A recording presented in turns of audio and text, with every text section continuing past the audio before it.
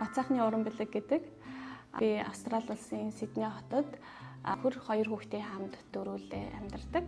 Өөрийнхөө бага насныхаа үеийг бодохоор яг тухайн үед одоо хөгжиж явах боломж болцоо ямар байсан бэлээ гэдгийг харьцуулаад бодохоор ялчгүй Монголдоо би ямар нэгэн зүйл өгөх ёстой, Монгол руугаа явуулах ёстой. Миний алдсан боломж шиг над шиг ийм тохиолдолтой тийм хүүхдүүдэд би ямар нэгэн байдлаар бага ч гэсэн тусламж дэмжлэг өгч хөгжилт нь нөлөөлөх юмсан гэдэг тийм мөнх сэтгэл надад байдаг. Би нэг юм сонсч байсан л да, нэг ичтэй кафе гэж байдаг гэсэн. Тэгээд тэр кафе яадаг вэ гэхээр номын сантай.